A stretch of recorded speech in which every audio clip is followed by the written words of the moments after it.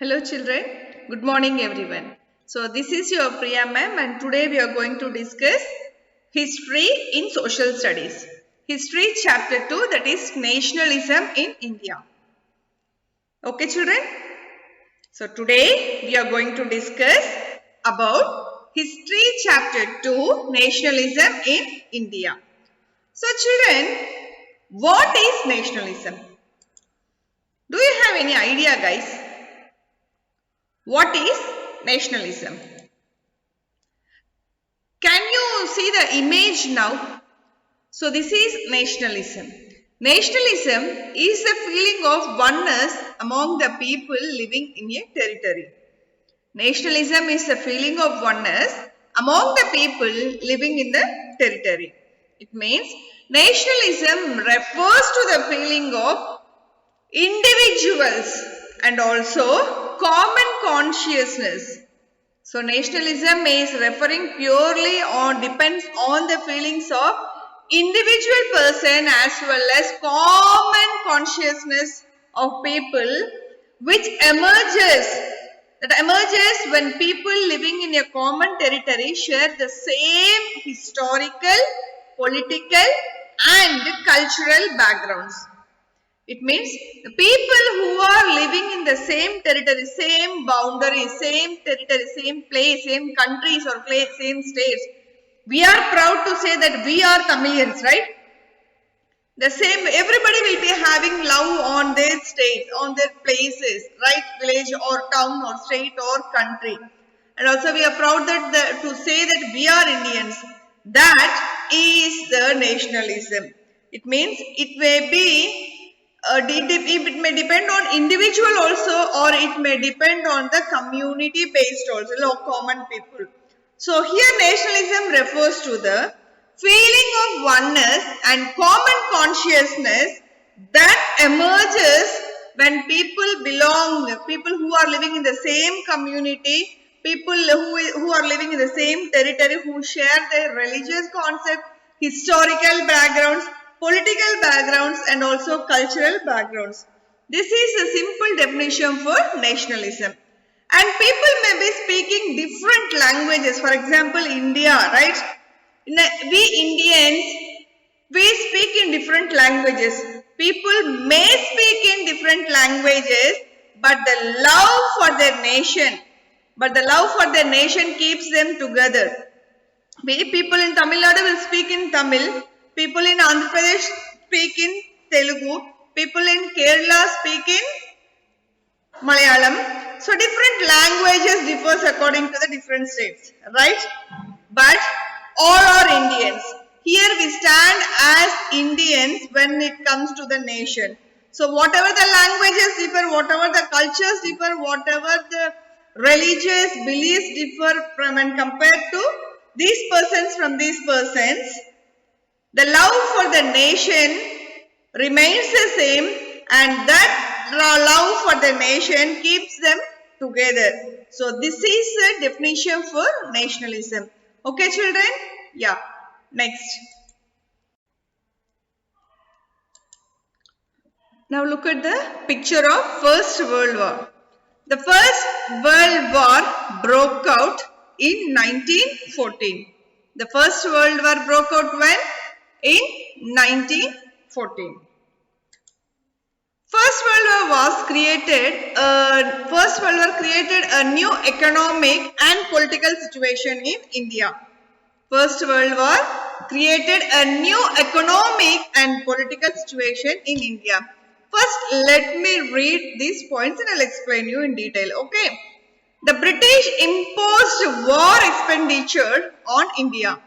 Income tax was introduced. Customs duties were raised.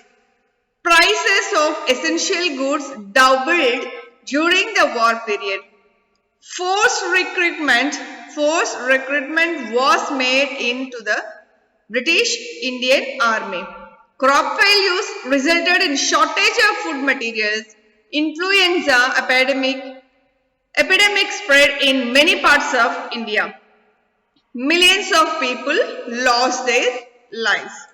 So this is the first thing children. what we have to discuss here is the First World War has broke out in 1914. Okay, India was a colony under a British rule. That we all know, right? India was a colony under a British rule. So some other countries, the growth of Indians, the growth of modern nationalism in such countries was also related to the anti-colonial movement. They were interlinked with the anti-colonial movement. And as all people, even though they are having different sorts of languages and religions, all the people, irrespective of their religion or some social groups, were being oppressed. They are being just suppressed by the Britishers because of the colonial rule. Okay, they developed a feeling of unity themselves. Because as all the people of all the states, all are having freedom, all needs freedom, all are having different sorts of languages, culture, religious rituals and all those things. But what happened is everything was dumped by the British rule. So these people, they want to stand for their nation, and that brought the unity, the feeling of unity among themselves. And they felt a bond because of the oppression being faced by them. They faced these problems because of the Britishers, and that is which brought them to become a unity and make them to feel a bond, make them to create a bond between them only because of this Britishers' colonial rule. And this led to the unity in their struggle. This led to the unity in their struggle against the colonial rule. So when they started fighting against the colonial rule, this became, it brought them the big unity, but that too, they need to face the struggles to fight against the, even though they are unity, even though they have a very big bond and people support, there is no way to face the struggles. There is no option to escape from the struggles, and they started defending one side and defending one side. Okay, those social groups come together in the desire of getting freedom from the opposition, from those oppression, but still their idea of freedom was not at all the same. There was some idea clashes between the people. Though they feel that they are Indians, they are a unity, the idea of struggling against those colonial rule has started clashing between themselves. And the Congress under Mahatma Gandhi tried to bring along these groups within one movement, but the unity did not emerge without conflicts, without any problems. So here we are going to discuss about the nationalism and also the First World War. The very first topic in your second unit lesson, in the second unit, the very first topic is, what is that? The First World War, Khilafat and non-cooperation. First World War, Khilafat and non-cooperation movement. Now, the years after 1919 saw the national movement spreading to the new areas. It started involving new social groups, developing new ways of struggle. So what were these developments and what impact did they have? Now let us discuss about this. Now we are going to discuss about what? The First World War, the First World War, Khilafat and non-cooperation. Okay children. So during the First World War, what happened? During the First World War, what happened? The expenses on defense had increased to a greater extent. The expenses had increased to a greater extent. Now the British government, in order to finance the World War, what happened? It also left the huge taxes and duties on the Indians.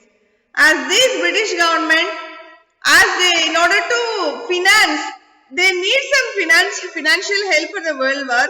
But what they have done is they have left everything on the Indians, like huge taxes and the very burdenous duties on the Indians.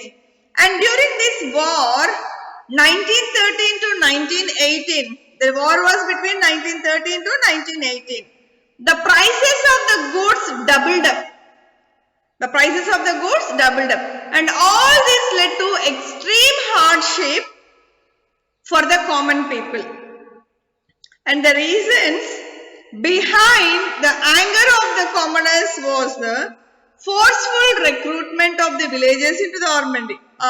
What happened is, when there were lack of people and when they felt like it's tough to win the war, what happened? They started forcing the people. Apart from their willingness, they started forcing the people who are living in the villages to come and join in the army.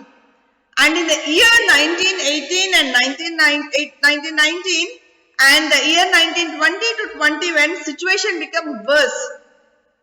And the situation was very worse. Why? Because of the failure of the crops in many parts of the country, which led to the increase of food prices.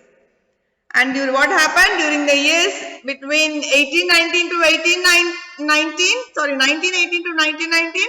and 1920 to 1921, what happened is, they had to face the severe problems, like because they were facing the failures in crops, and then the scarcity of food has started.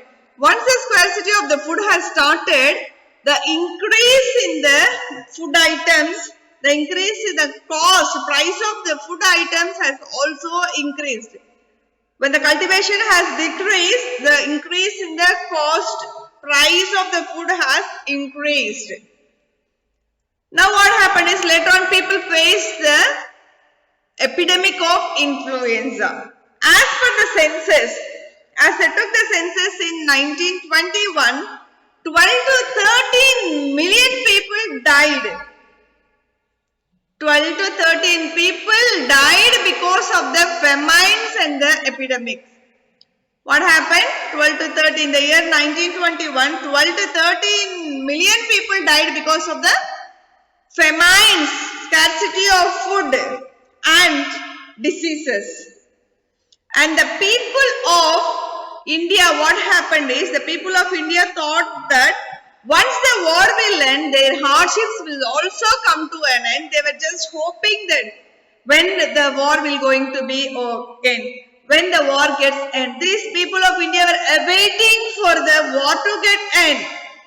But why? Because they're just hoping once the war ends, their struggles also will end. Their hardship, their efforts will also come to an end, which is not against their willingness. But that never happened. What they expected has not happened at all. So at this moment, at this stage, at that period, Mahatma Gandhi entered. Mahatma Gandhiji entered.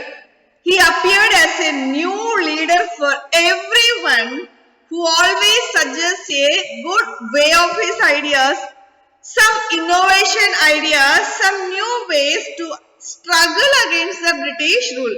Now notice here, he is not giving, he's not showing a way just to come out of the British rule. But this leader, Mahatma Gandhi, what he started is, he showed the people the new ways to struggle. It means not going so hard, but a lighter way of struggles against this British rule. And his idea was to do Satyagraha. Satyagraha was introduced by Mahatma Gandhi. And here he gave his idea of new way of struggle against the British rule was named as Satyagraha. Now let us discuss about Satyagraha. Okay. Now Gandhian Satyagraha. Gandhian Satyagraha.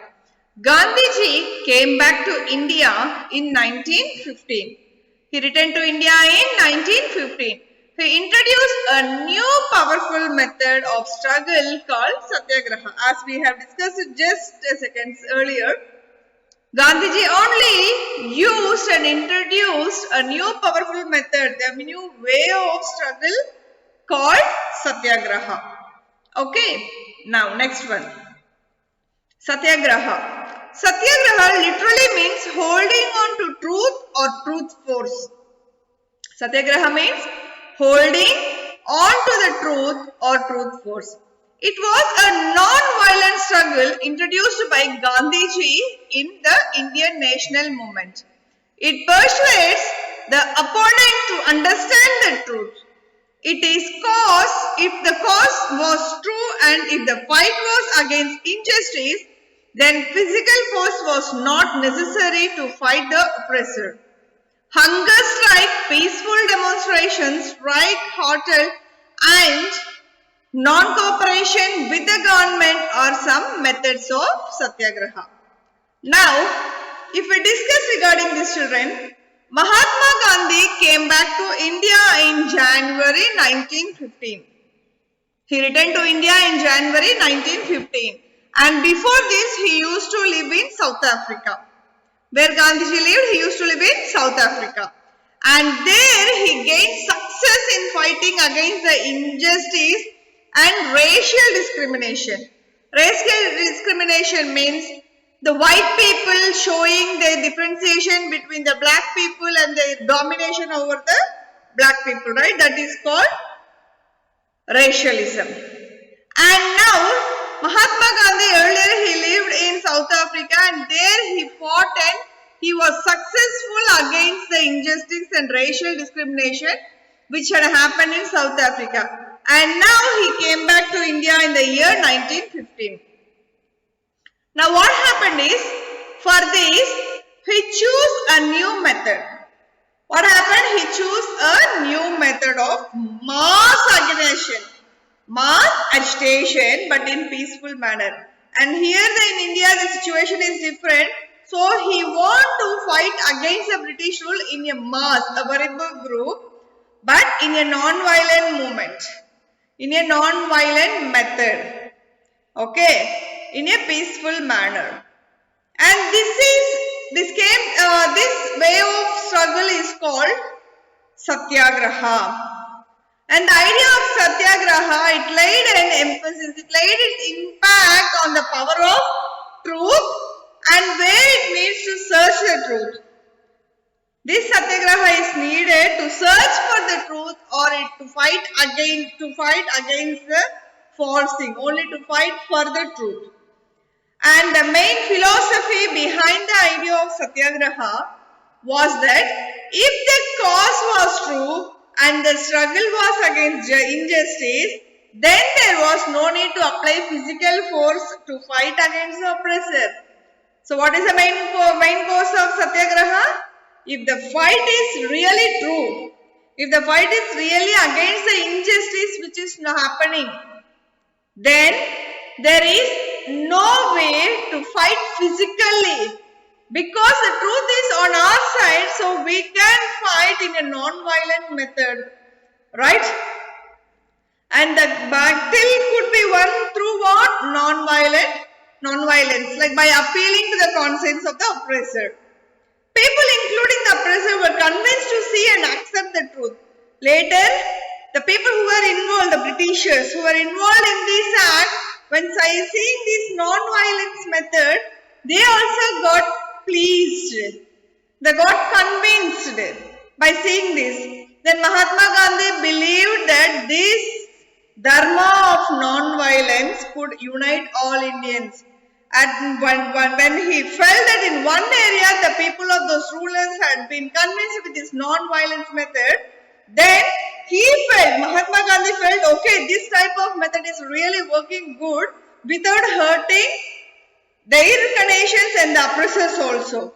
And he started thinking that this is the best way to act upon the whole nation, to unite all the Indians without having any clashes in their ideas, right?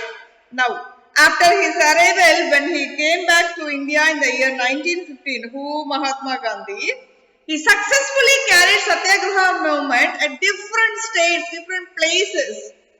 From the 1915 when he started the Satyagraha movement, in every place it was successful. Then he was shifting from one place to another, and total in 1917 he organized Satyagraha in Champaran. Okay, Satyagraha in Champaran. Now next thing is, first 3 Satyagraha movements organized by Gandhiji in India. What are those? Champaran movement 1916. It was a movement of workers in the indigo plantations of the Champaran district of Bihar. It was against the oppressive plantation system. Next, Kheda movement in 1917. Crop failure and plague epidemic made the life of the farmers miserable in the Kheda district of Gujarat. So, they started a movement under Gandhiji's leadership with a demand for a reduction in land revenue. And mill workers movement, low wages and poor working conditions forced the mill workers of Ahmedabad to start a movement under Gandhiji leadership in 1918. Now here children, if we see after Mahatma Gandhi's arrival in 1915, so slowly he had passed to his way of Satyagraha to all the districts. Later he thought of some revising the Satyagraha movement by dividing it into 3 and giving some new names. Okay. So in 1918 he organized Satyagraha to help the peasants of Kheda district. Peasants of Kheda district. First one is here 1917 he organized Satyagraha in Champaran to fight for the cause of the peasants who were being oppressed by the indigo planters. So for the indigo planters he felt that the struggle and freedom is needed this, and then he started in 1917 organized this Satyagraha in Champaran. Later in 1918, Mahatma Gandhi organized Satyagraha to help the people of Kheda district. The Kheda district is in Gujarat. The government in Kheda was like they were just leaving their lands, losing their lands because of not able to pay the tax. As they were unable to pay the tax, they used to leave their lands, they used to lose their land. So the people of Gujarat definitely needs some help. So Gandhiji in 1980 he organized Satyagraha in Kheda district to help the people of Kheda, Gujarat. Whereas the landowners had already expressed their inability to pay due to the crop failure caused by the famine, and they started starving for the food. And in 1918, he also undertook Satyagraha movement against the cotton mill workers. So in the same year 1918, in 1917 only what happened? The Satyagraha of Champaran movement. But in 1918 the Satyagraha of Kheda district, and also another thing is in 1918 he also undertook the Satyagraha movement for cotton mill workers. And later everything was success. Wherever he is stamping his foot becoming success, and they are getting, Indians are gaining their own land. And they are fighting against these oppressors, the Britishers, the British rulers, without any harm or without any war or without destroying anything or without losing anything. Right? Now with this confidence of all the past success, what happened is Gandhiji now decided to launch a nationwide Satyagraha called Rowlatt Act. Rowlatt Act of 1918. That is the next topic which we are going to discuss. So these Satyagraha movements are what the Gandhiji has divided the Satyagraha into, not divided. He just revised and introduced 3 more movements. He already started Satyagraha all over the nation, but he added 3 more movements. What are those movements? Champaran movement, Kheda movement and Mill Workers movement. Champaran movement, this is in 1916 only children, but it has been implemented and completed in 1917. Okay, so it was a movement for the indigo planters. And Kheda movement has started in the 1917 and completed in 1918. This is for the crop failure and for the landowners who live in the Gujarat. And third one is Mill Workers movement. This is also started in 1918. This is purely for the cotton mill workers. Okay children, so this is about the Gandhiji's Satyagraha, ideas of Satyagraha. Now we are going to discuss about the Rowlatt Act. Okay. Now let us talk about the Rowlatt Act. Rowlatt Act 1919. This act gave the government the power to imprison any person without any trial for a period of 2 years. Aim of this act was to destroy the national movement by imprisoning the national workers. It was a bad law because it was against basic human rights. Next thing, Rowlatt Satyagraha. Gandhiji organized a non-violent satyagraha against the Rowlatt Act. A hostel was organized on 6 April 1919. Rallies were conducted. Shops were closed down. Workers conducted strike. Transport and communication systems came to a standstill. These protests led to the Jallianwala Bagh massacre. Now here children, when we talk about the Rowlatt Act, why Gandhiji has proposed this Rowlatt Act, let us see. As Gandhiji was very success, and as he felt was like he has the experience of the past success, Gandhiji decided to launch another new way of Satyagraha, which is against the Rowlatt Act. Okay, against the proposed Rowlatt Act, which is started in the year 1919. And here the question arises now. As to what was Rowlatt Act? Yeah, I am talking about Rowlatt Act 1919, this and this, right? What was Rowlatt Act? When the Rowlatt Act of 1919 started the British government to detain any political prisoner of a term of 2 years without any trial, without any inquiries, without anything. This is an injustice thing. The British rulers, the government, what they was trying to detain what? All the political prisoners for 2 years without any trial. And this sort of action had been hurriedly passed by the Imperial Legislative Council. Imperial Legislative Council, though it was opposed by the Indian members.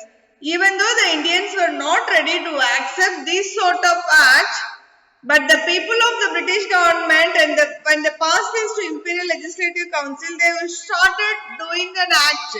They started an act like to detain all these political prisoners for 2 years period. And this act gave the British government enormous powers to replace political activities. Like this act helped only Britishers, not the Indians. And this sort of act, Rowlatt Act helped the British rulers. Like how means their powers has increased. Their rudeness, their all sorts of negative things against the Indians, their domination, injustice, everything was added, everything had added powers, and there were none to help there. And now here Mahatma Gandhi decided. Mahatma Gandhi decided to have a non-violent civil disobedient movement here. He started what? Non-violent civil disobedient movement against such unjust laws. They were fighting in the non-violent method, and when they got convinced, they were going in a friendly way and fighting against the British rule.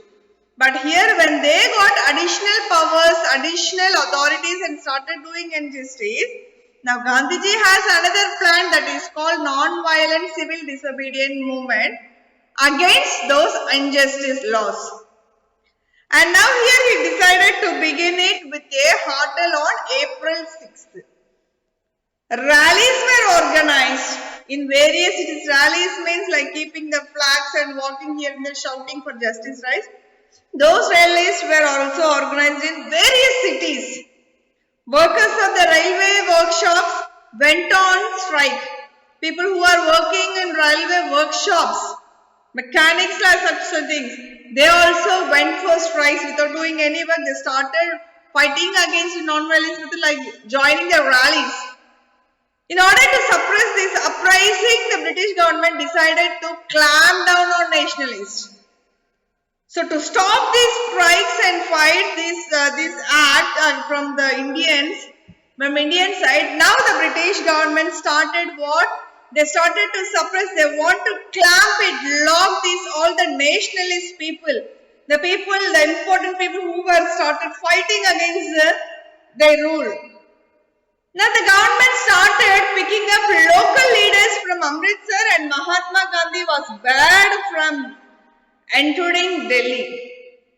Now to stop all these strikes and to stop all these fights, these British rulers have selected some local leaders who work for them, and they arranged some people in Delhi just checking that Mahatma Gandhi should not enter into the Delhi.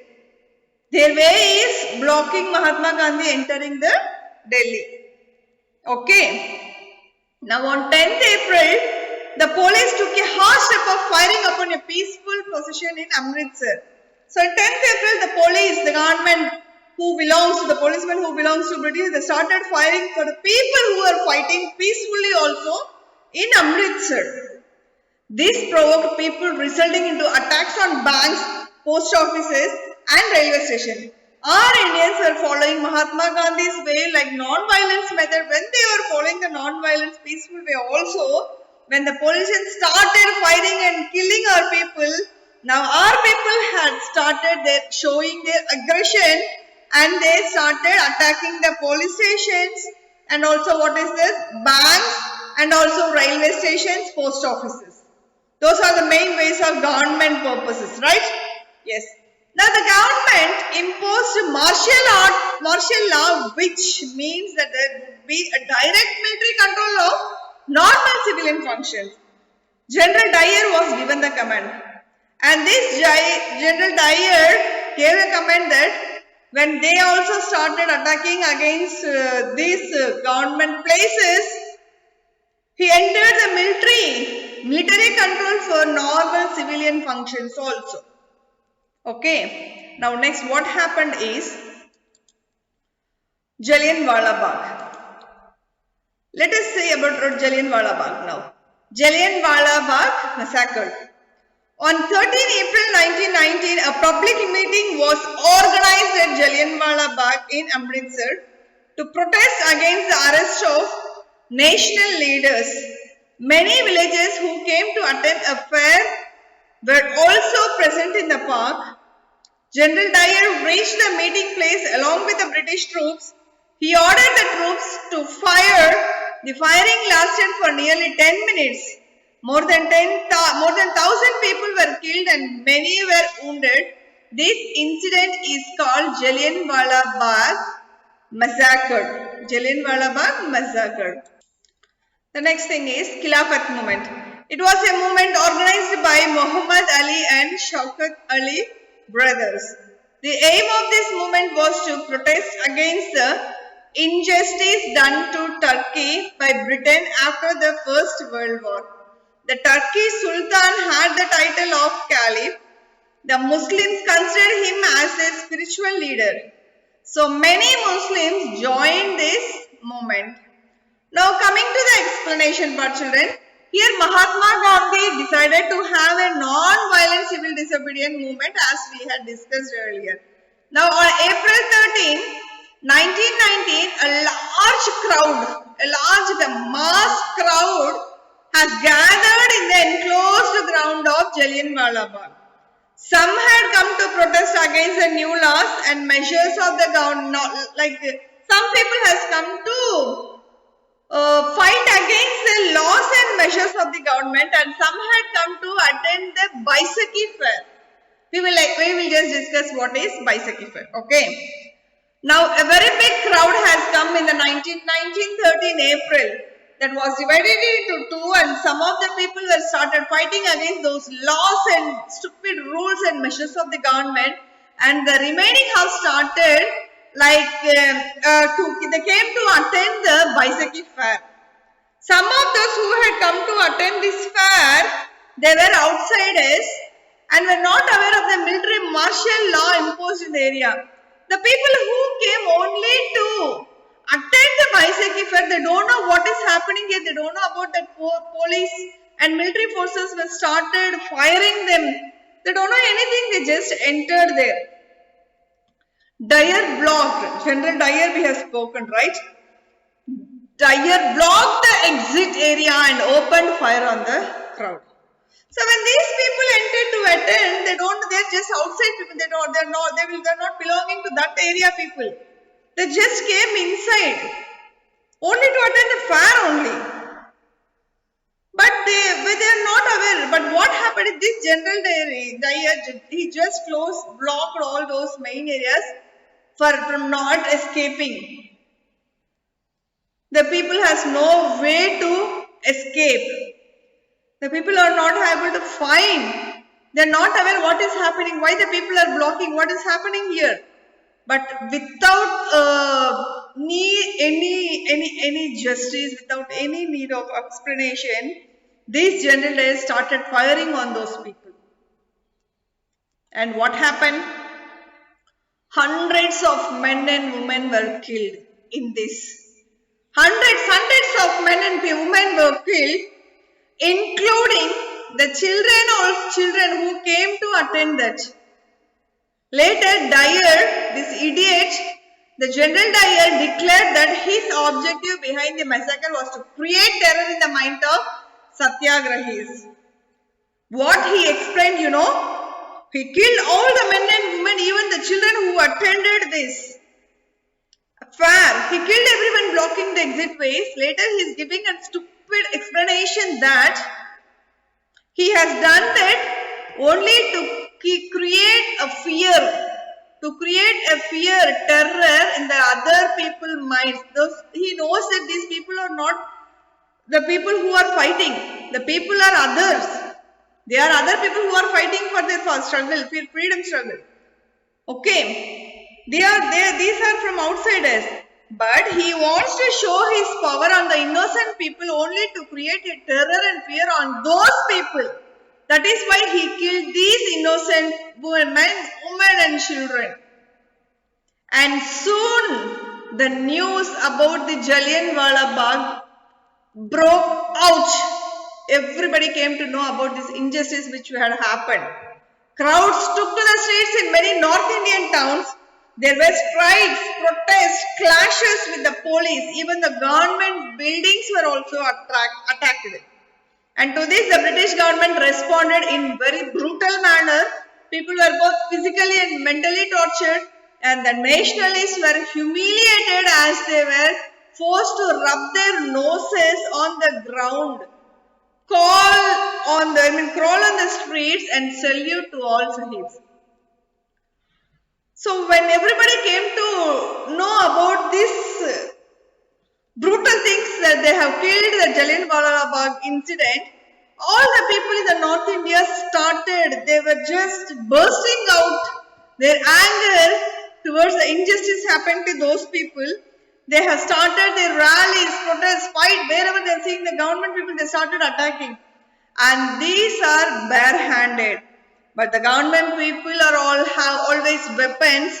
Always the weapon stands in a higher position, right? The higher ranking. Automatically what happened, our innocent people, when they fight with bare hand, these people started attacking more brutally.